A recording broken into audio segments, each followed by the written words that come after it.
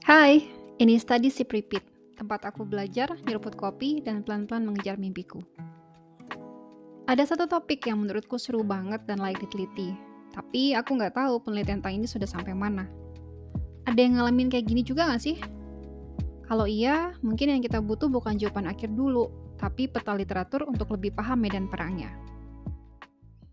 Untuk dapat peta literatur, aku perlu mulai dari scoping review. Tapi aku nggak mau asal ikut template dari potongan info yang random.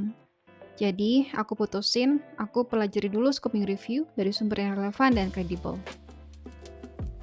Aku belajar dari beberapa rujukan utama, mulai dari Joanna Briggs Institute, Prisma, Cochrane, sampai Open Science Framework.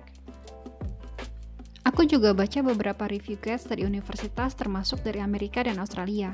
Nah, di video ini, aku mau berbagi rangkuman hasil belajarku tentang scoping review dengan kamu. Scoping review itu metode untuk memetakan literatur tentang satu topik. Tujuannya bukan langsung menilai mana studi yang paling bagus, tapi melihat gambaran besar. Apa aja yang udah diteliti, konsep yang sering muncul, metode yang dipakai, konteks, dan bagian mana yang masih kosong atau research gap. Biasanya, prosesnya dimulai dari pertanyaan yang masih luas, lalu dilanjutkan dengan pencarian literatur yang sistematis, seleksi artikel, ekstraksi data, dan akhirnya dibuat ringkasan tema atau peta bukti. Kalau kamu masih mau lihat peta riset dulu, scoping review cocok jadi langkah awal.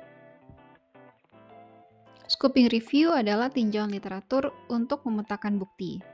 Cocok saat topik masih luas atau istilahnya beragam. Pertanyaannya biasanya memakai kerangka PCC, supaya fokusnya jelas tapi tetap luas. Hasilnya memberi peta tema utama, desain studi yang dominan, dan area yang masih minim bukti sebagai dasar menemukan gap dan memperjelas arah riset. Terus bedanya systematic review dengan scoping review itu apa? Kalau pertanyaanmu, intervensi ini efektif atau enggak ya? Dan kamu ingin jawaban yang spesifik dengan penilaian kualitas studi yang ketat, itu biasanya memakai systematic review. Jadi, systematic review untuk menjawab pertanyaan spesifik, sedangkan scoping review untuk memetakan landscape bukti. Setelah paham definisinya, langkah berikutnya adalah membuat protokol scoping review. Anggap aja ini peta kerja sebelum dimulai.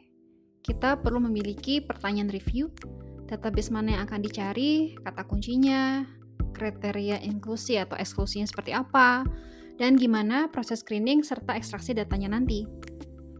Kenapa sih protokol itu penting?